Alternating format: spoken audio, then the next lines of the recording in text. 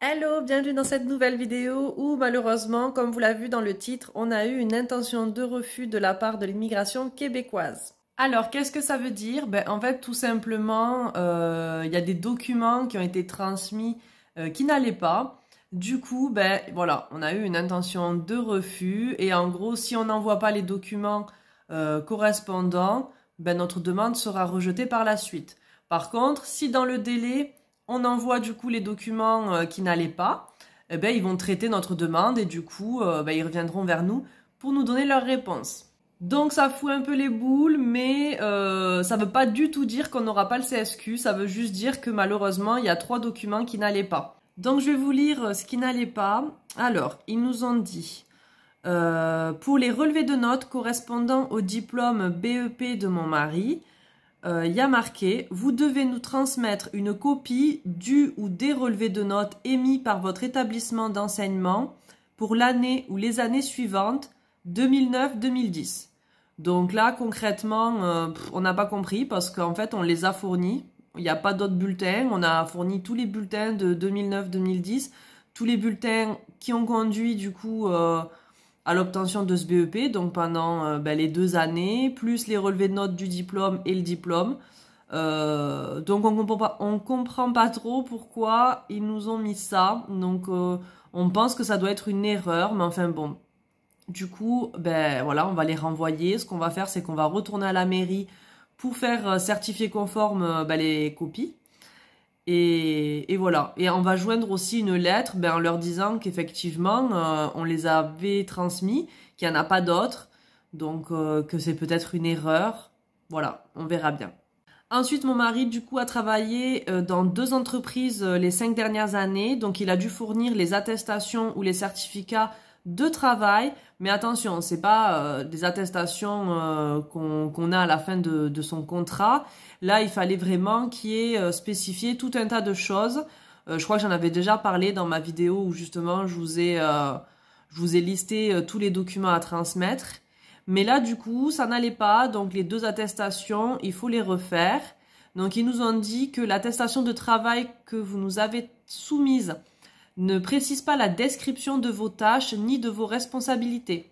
Veuillez nous transmettre une nouvelle attestation de travail contenant ces informations. Et après, voilà, si vous n'êtes pas en mesure de fournir le document exigé, vous devez présenter par écrit de façon détaillée les motifs qui justifient cette impossibilité. Vous devez également présenter des preuves de substitution et expliquer en quoi ces preuves permettent d'y suppléer. Bon voilà, bon clairement on a refait déjà les attestations, donc effectivement dessus il faut vraiment lister en fait toutes les tâches et les responsabilités que mon mari fait dans son travail.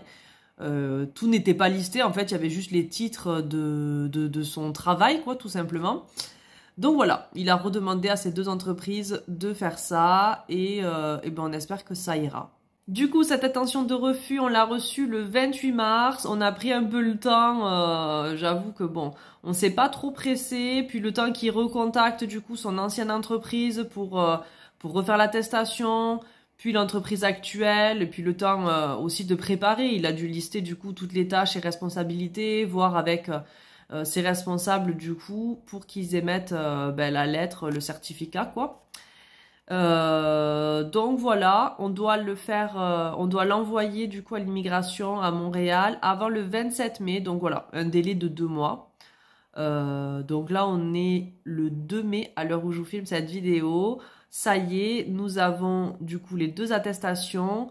J'ai fait la photocopie des bulletins scolaires, mais malheureusement, je suis pas encore allée à la mairie, donc voilà.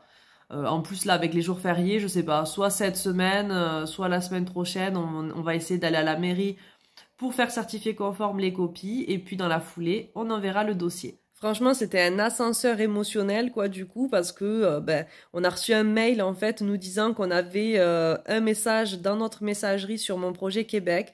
Donc là, de suite, oh là là, le cœur qui bat à 200. On s'est dit, ça y est, c'est bon, on a enfin la réponse pour le CSQ. Bon, voilà, on n'était pas sûr, mais enfin bon, on se doutait pas qu'on aurait une intention de refus. Donc finalement, on s'est dit, ça y est, c'est bon, quoi, on a la réponse.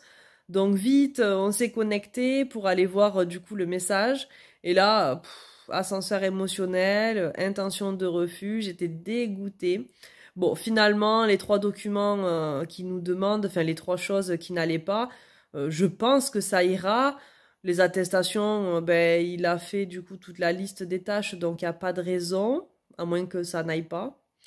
Mais bon, je pense que ça ira. Le seul truc, voilà, c'est les bulletins. Ben, je me dis, c'est bizarre parce qu'on les a fournis, donc si ça leur va pas, ben, il n'y en a pas d'autres. Mais bon, je trouve que c'est quand même bizarre parce que moi, la première, je les ai fournis pour mon CAP, pour mon BEP. Ça va pas poser de problème vu qu'ils nous ont pas fait de retour. Et puis aussi, le truc, c'est que mon mari a eu le bac après son BEP. Donc c'est un peu bizarre. Enfin, au final, il comptabilise le niveau d'études maximal. Donc finalement, c'est un peu bizarre qu'il chipote pour un BEP qui d'ailleurs, on a fourni les documents. Alors que de toute façon, il y a le bac aussi qu'il a eu derrière. Donc au final, c'est le bac qui compte, quoi, le niveau. Enfin bon.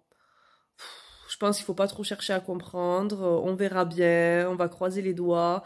Et puis du coup, c'est allé super vite parce que ben on a envoyé le dossier, il me semble fin janvier, si je dis pas de bêtises. Normalement, de toute façon, il y a les vidéos sur ma chaîne où je vous l'ai dit. Mais il me semble que c'est ça, fin janvier, on a reçu l'accusé de réception. Et ben du coup, 2 mois après, ils avaient traité la demande. Bon, malheureusement, ça n'allait pas, mais bon, je me dis, s'il faut, il y a des chances pour qu'en plus de ça, ça prenne, s'il faut, ben, pareil, 2 mois pour avoir une réponse, ou s'il faut même moins, parce que finalement, le dossier, il a été traité. Il y a juste ces 3 documents qui doivent vérifier, mais ça veut dire que le reste, ça allait. Bon, évidemment, il faut qu'ils comptabilisent après tous les points, etc., pour savoir si ben, on a le CSQ. Moi, dans la simulation que j'avais faite, ben, on avait les 59 points requis pour un couple. Donc, bon, on verra bien et moi je pense qu'on l'aura, mais voilà, on va pas se faire de faux espoirs parce qu'effectivement avec l'immigration on ne peut pas savoir. La preuve, on pensait que les documents ça allait et finalement c'était pas le cas. Donc on verra. Hey, je vous reprends un mois plus tard pour clôturer cette vidéo. Du coup, nous avons bien envoyé tous les documents le 10 mai et on a reçu l'accusé de réception du MIFI le 22 mai. Et tenez-vous bien, nous avons reçu la réponse du MIFI 9 jours après, le 31 mai. Donc restez connectés, la vidéo est à suivre. Je vous fais des bisous et à très vite. Ciao ciao!